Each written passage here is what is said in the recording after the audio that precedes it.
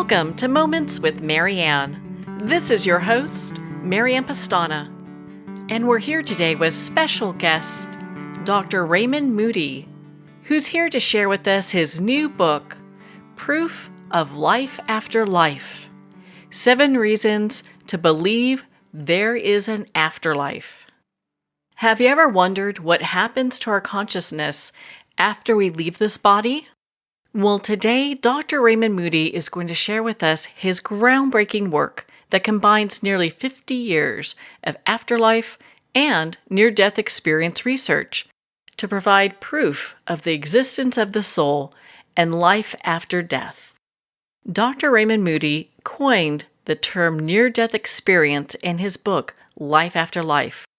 For half a century, Dr. Moody has researched some of life's greatest mysteries. As both a PhD in philosophy and an MD, he has had a strong interest in how medical realities intersect with the realm of philosophy. In his multiple roles as author, professor, public speaker, and grief counselor, Dr. Moody has heard thousands of accounts of near-death, shared death, and after-death experiences. He never expected that an interest in the afterlife would become such a focus of his life's work. It is my great honor to introduce Dr. Raymond Moody. Well, thank you so much, Marianne. It's good to be talking with you again. Well, thank you, Dr. Moody. What an honor it is to have you here and to talk about your new book. Throughout all of your work and the work that you continue to do you consider yourself a skeptic when it comes to near-death experiences? Well, Marianne, thank you for that question because I am a medical doctor and psychiatrist, but before that, I got a PhD in philosophy, and I was a philosophy professor. And I think probably a lot of listeners will, have probably interest in this area of research, and they probably kind of feel threatened by those so-called skeptics. But what I can tell you for sure is that the people who call themselves skeptics, who say, oh, I'm a skeptic about these near-death experiences, I think it's just the oxygen deprivation to the brain, those people have no idea what they're talking about. Because the skeptical philosophy, the point of it is to not draw conclusions. That's what it means. So if somebody says, oh, I'm a skeptic about this because I think it's just the chemistry of the brain, well, unpack that means I'm a person who doesn't draw conclusions, and my conclusion is such and such, right? But in terms of the general tenor of your question, I first heard about near-death experiences, Marianne, when I was 18 years old. I had not been raised religious, thank God. I was from the Deep South. And my dad was kind of a cynic about religion. But I just never even thought of the notion of an afterlife. It wasn't in my mental orbit. And so when I went to University of Virginia at age 18, intent on studying astronomy, I immediately decided to be a philosophy major instead, because in my philosophy class, I had my first year at UVA, we read Plato's Republic, which is about a near-death experience. It culminates in this astonishing near-death experience. And having never been interested in, or, I never even thought that the question of an afterlife was other than just like a comic premise, like in a Jack Benny movie I saw, or a cartoon. I had no idea anybody took it seriously. But I immediately became a hero worshiper of Plato. And the fact that he took this question seriously really woke me up to it. And I asked my professor, Professor Hammond, about that. And he said, yeah, these early Greek philosophers studied cases of people who were apparently dead, but revived. And that Plato took them as indicators of an afterlife. But meanwhile, Democritus, about the same time, the Greek philosopher, had figured out that things are made of tiny little bits called atoms. And so he said that there's no such thing as a moment of death. And in describing these stories, he said, what this is, he said, it's the residual biological activity going on in the body that is even after the body appears dead. And isn't it interesting? That's the same debate we have today, right? Some people take it seriously. Yeah, it indicates an afterlife. Other people say, oh, no, it's just the oxygen deprivation to the brain. But the trouble with that kind of way of looking at it is that, as we know very well, bystanders at the death of someone else who are not themselves near ill or injured, nonetheless have these experiences. Like as grandma dies, for example, the bystander might say, as grandma died, I left my body and I went up part way toward this light with her. Or people say that that the room fills with light. Sometimes you hear people say that apparitions of the dying person's dead relatives kind of come into the room. And incredibly, I have quite a number of cases over the years, Marianne, of people who were at the bedside of someone else who was dying. And as the person who was dying died, the bystanders had empathically co-lived the dying life review of the person. And several years ago, my wife Cheryl and I got a communication from an emergency room doctor. And he had read my thoughts about shared death experiences. And he was called to the ER to resuscitate a patient he had never laid eyes on. And he said, as this man was dying, he said, the guy's life review appeared around him.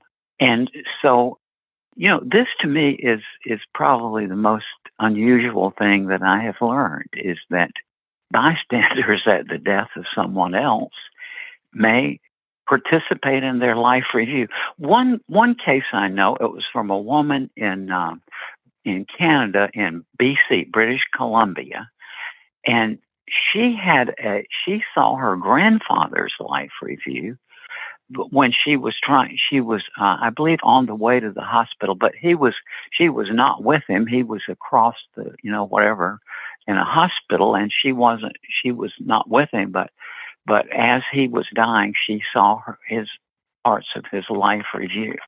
So, these are just very unusual things that can't be computed or thought about coherently by thinking of this as oxygen deprivation to the brain, because the bystanders are not ill or injured, and yet they have identically the same experience.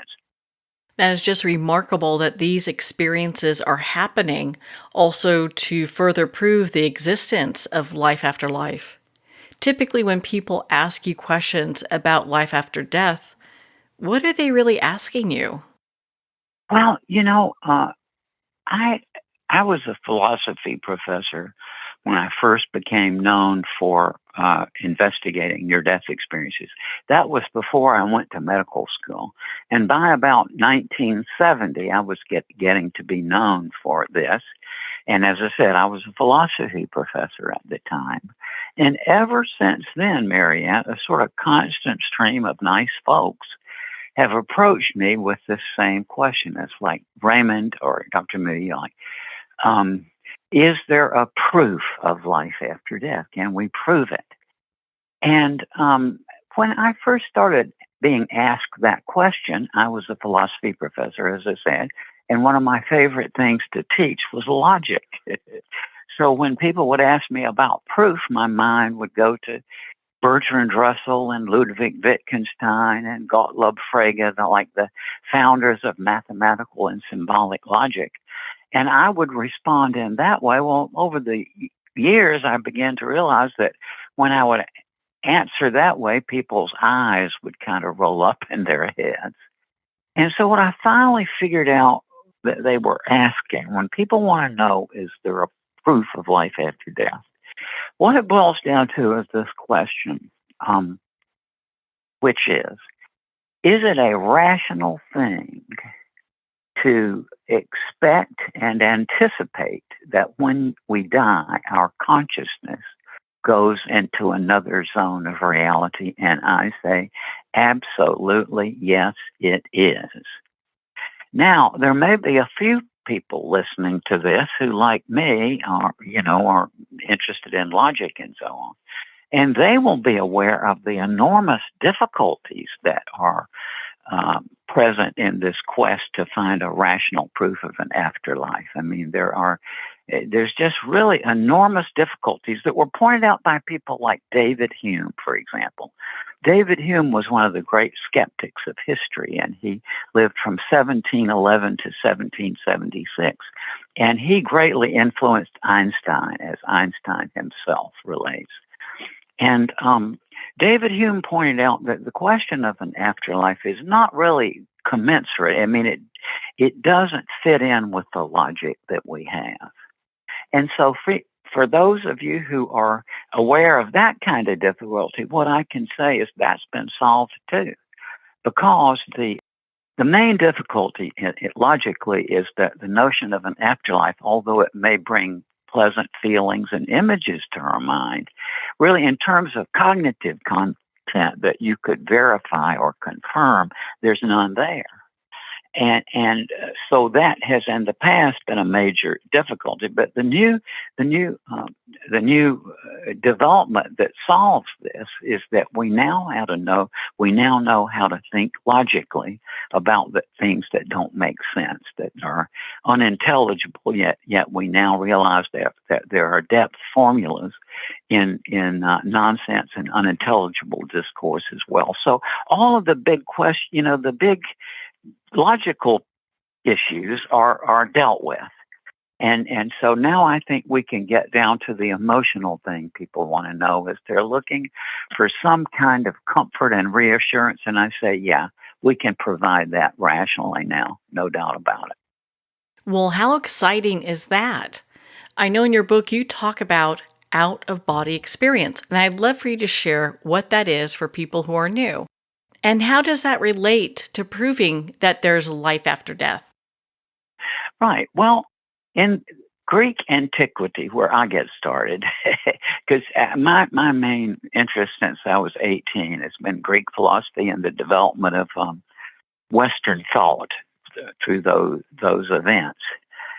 The Greek philosophers, although we may think of them as abstract, when you go back to that world, the average person in ancient Greece, if you ask them what a philosopher was, they would say a philosopher is a person who probes into things up in the air, and that meant out-of-body travel, right?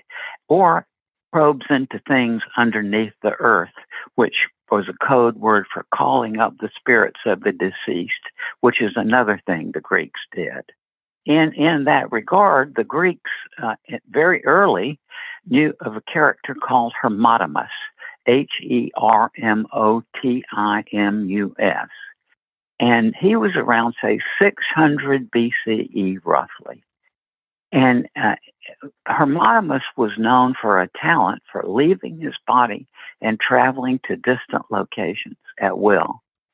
And so from very early in the Western intellectual tradition, there's this people trying to cope with this out-of-body experience. Aristotle, 280 years after the death of Hermotimus, Aristotle mentioned him. So that's a measure of the impact that he had on the Greeks. Now, in terms of the modern world, it is a very common experience that many of our listeners will, be aware of, that people leave their body and they feel that they get out of their body, they can look from above, they can see their body down below, and so on. And this happens in a number of situations. Of course, everybody knows that it happens in a near-death experience. People whose heart stops beating will tell us that they leave their bodies and they can view the scene of the resuscitation from above. But this occurs also in other situations. Sometimes it just occurs spontaneously and nobody knows why it happens. It just suddenly they find themselves out of their bodies. But or sometimes in viewing art, for example, or some other kind of spiritual transformative experience like that. But a really fascinating wrinkle in this, Marianne, is that I have a friend in Paris, and his name is Eric Pagani. And Eric is very well known as a psychologist and who works on the main psychology journal there in Paris. But he's also a concert pianist. And I got to add also, because of my love for him, is that he's also probably his favorite job. He is the psychological consultant of Disneyland Paris. And like me, Eric grew up with the Donald Duck comics and so on. So, but Eric is just one of the nicest, most sweetest people I've ever known. And in 1988 in Paris, he was telling me about, he had been playing a concert, and he said he was really wrapped up in the music, and suddenly he got out of his body and he went into a light, and 17 minutes later he came back to the piano having finished 3 pieces. and so and by the way, Eric is a very modest person, but his sister happened to be there with him. And so I asked Eric, I said, well, did the people seem to enjoy the music? And he said, oh, yes, they certainly did, kind of self-effacing. But his sister said, well, as a matter of fact, people were on their feet and jumping up and down and yelling. And so Eric, being a psychologist, said, well, if this has happened to me, it's happened to other performers. So he, having a lot of operatic friends in France, he interviewed them, and he found that a lot of his fellow musicians had this experience of seeming to leave their body and going into a light. And so he wrote a book about it, which unfortunately has not been published in the U.S., but is a very wonderful book in France. So out-of-body experiences occur, yes, in near-death experiences, but they also occur in other kind of, sometimes just for reasons unknown, and then other times because of performing great music, for example. Well, on that note, we're going to pause here for a quick break. We've been speaking with Dr. Raymond Moody in regards to his new book, Proof of Life After Life: 7 Reasons to Believe There Is an Afterlife. You've been listening to Moments with Marianne. We'll be right back after these messages from our sponsors.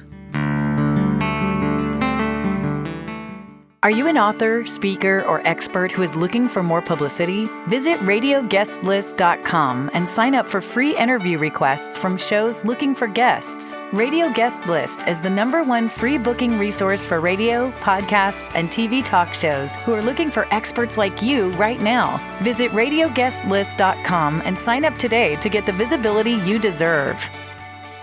It's one thing to become attached to your perfect home, but what do you do when that home becomes attached to you? A family in dire need of a fresh start, a mysterious house tied to the past. Buried deep within the foundation of the old Far Hill Manor lies a centuries-old secret. Dark forces or something stronger just waiting to be discovered. Caretaker, a supernatural thriller by breakout authors R.J. Halpert. There comes a moment when you realize you're somewhere special, when you discover that each beautiful creature that you see has been rescued from a life of absolute horror and brought to this incredibly free place. Here's where their lives were forever changed, and where yours will as well. Discover over 500 tigers, bears, and lions at the brand new visitor center at the Wild Animal Sanctuary just outside Denver. For more information, visit wildanimalsanctuary.org. Discover true freedom at the Wild Animal Sanctuary. Internationally recognized and award-winning author Judy Goodman works and teaches outside the box of limited thinking. Working with people from every walk of life, her goal is to empower you to be the best you can be, no matter what the challenge is. Born with the gift of seeing beyond our normal vision, she has an extraordinary gift of working with every challenge. Teaching beyond conventional wisdom, her work is described as life-changing. Visit judygoodman.com. That's judygoodman.com.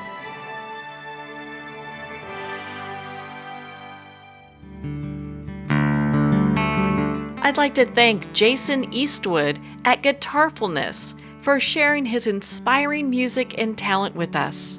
His music is known worldwide for cultivating atmospheres of harmony, inner peace, and clarity. Visit Jason's website at guitarfulness.com. Join his newsletter, be part of his community, and download his music. Welcome back to Moments with Marianne. We're here today with special guest, Dr. Raymond Moody, who's here to share with us his new book, Proof of Life After Life: 7 Reasons to Believe There Is an Afterlife. So in your book, you talk about precognitive events. What is that, and how does that relate to all of this?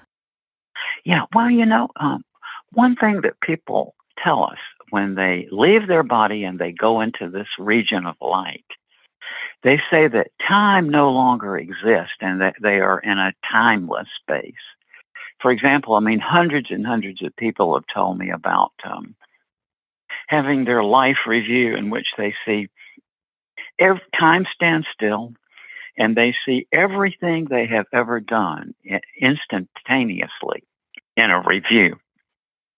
And they witness the events of their life, not just from the perspective they had when they did them, but rather through the eyes and feelings of those with whom they've interacted.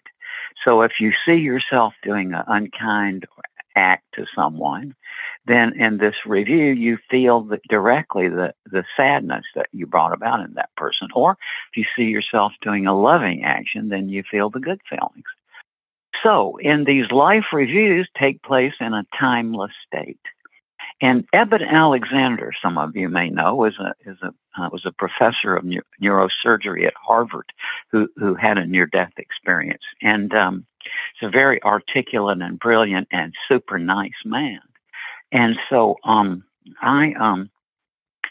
said, Eben, here in this world, we orient ourselves by time and space. And I said, but in what they say is that when you go over there, there's no time and space. So I said, how do you orient yourself there? And he said, love and knowledge. And that's what it seems to be. So time seems to be something that pertains to this realm that we're in.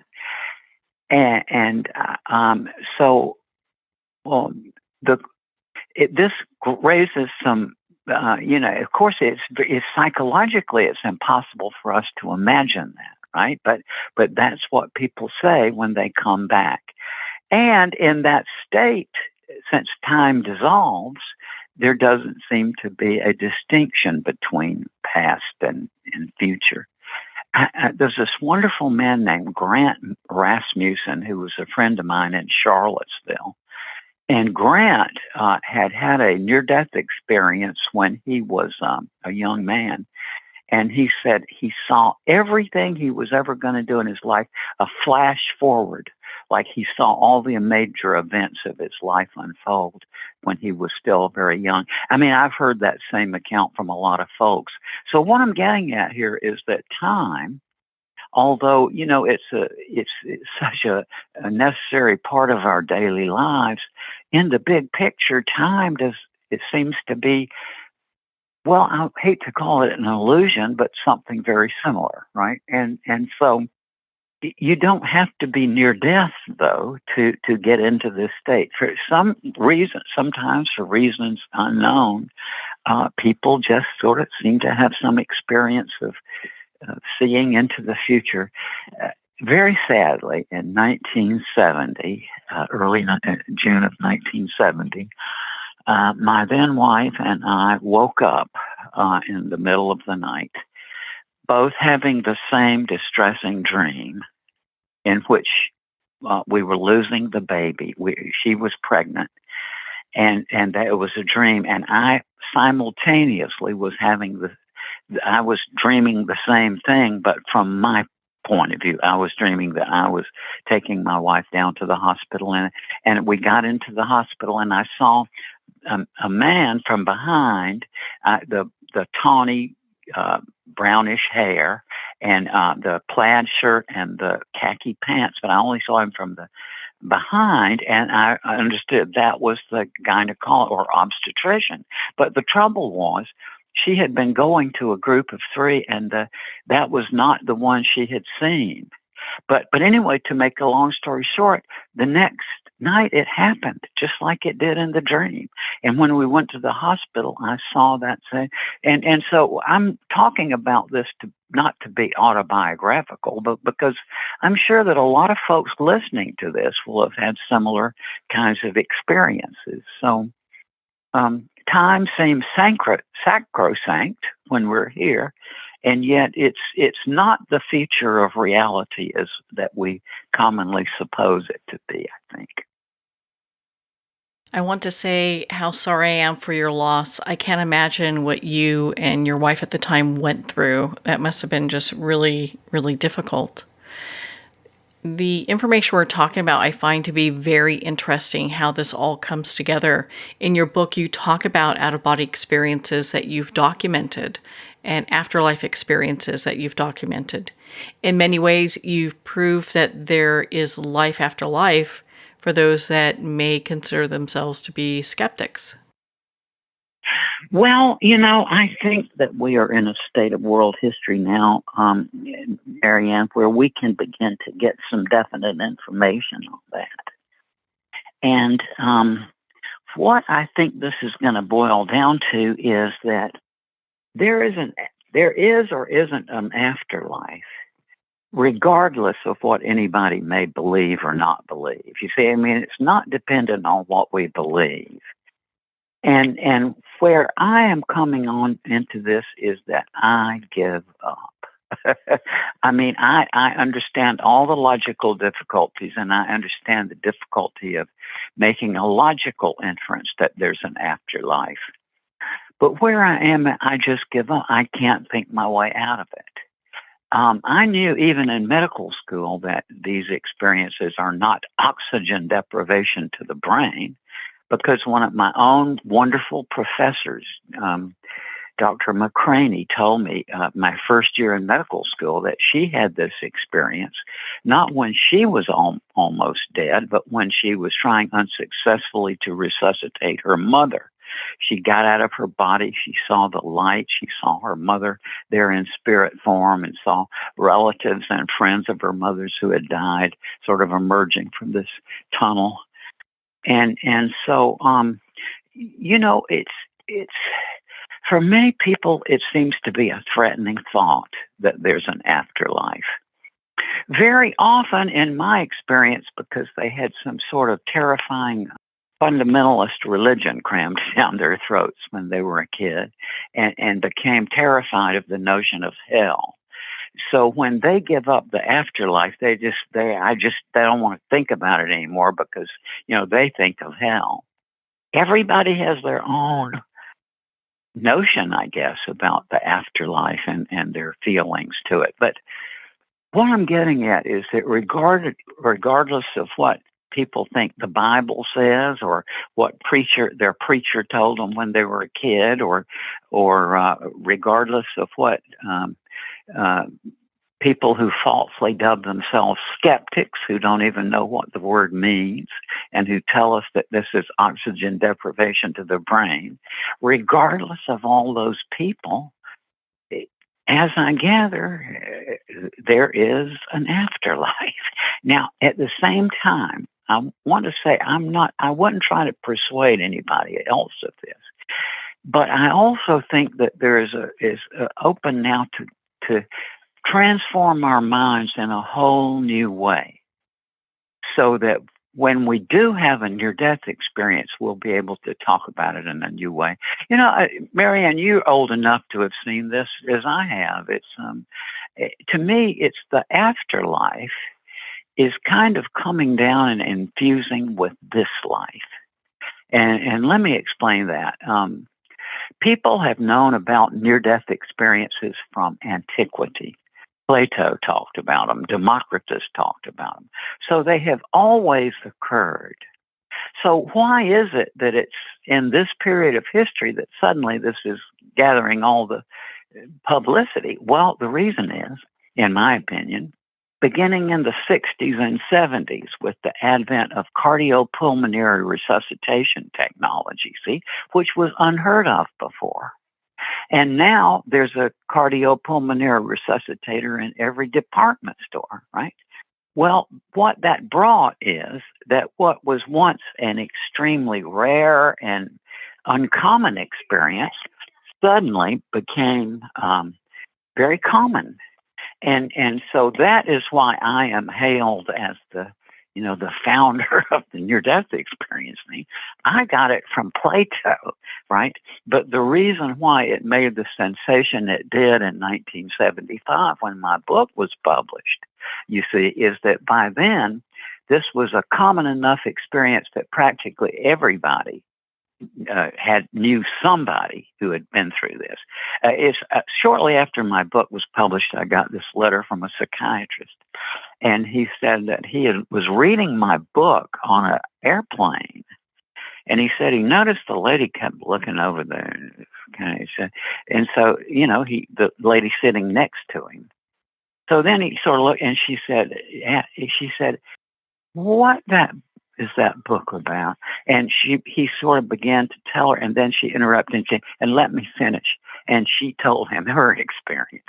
And see, I mean, that happens all the time, that if somebody wonders about this, then all they have to do is to ask around among their own friends and relatives, and they'll be able to find somebody who can tell them, on a first-person basis. It seems that this topic, along with being evergreen, it doesn't matter where we are politically or religiously, once someone has that personal experience, it stays with them forever. Yeah. What I say it like this. I talk to God every day, and he has never said a word to me about religion. I mean, I suspect that if God wanted me to be religious, he would have given me some indication by now. And what I have observed about religion is that very often, I think that people use religion as a way to avoid a personal relationship with God. Right? It's, I just talk to God every day like it's a friend, but it's some people, it's like they just get so scared they want to hold on to some ideology that was pounded in them when they were a kid or whatever. But conditions in the world are changing. If you go back to remote antiquity, you would probably have to talk to 1 million people before you could find somebody who had been to dead and recovered. Nowadays, you just talk to several people, talk to a couple of dozen people in your neighborhood, and you've got several cases right there. So that's the difference. See, what was once extremely rare is becoming an everyday occurrence.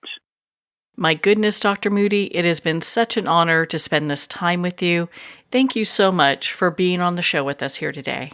And thanks so much to all the folks listening in, too. Just really appreciate it. Well, thank you, Raymond. It has been such an honor to spend this time with you and to talk about your new book, Proof of Life After Life: 7 Reasons to Believe There Is an Afterlife. Proof of Life After Life is available at Amazon, Barnes & Noble, and all indie retailers. Remember, support our indie bookstores. If you don't see it on the shelf, just ask for them to order it. Make sure to visit Dr. Raymond Moody's website at lifeafterlife.com. There you can learn about all of his other amazing books, be part of his community, and watch his videos. He's got some really great videos that you want to see. Well, we're at the end of our time today.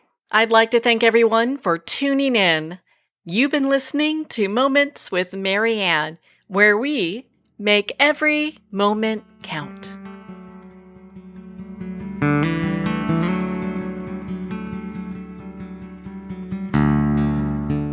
In a single moment, your life can change. Moments with Marianne is a transformative hour that covers an endless array of topics with the best of the best. Her guests are leaders in their fields, ranging from inspirational authors, top industry leaders, and business and spiritual entrepreneurs. Each guest is gifted and a true visionary, a recognized leader in her own work, and while teaching others to develop, refocus, and grow, Marianne will bring the best guest and sometimes a special surprise. Don't miss this. You never know just which moment will change your life forever.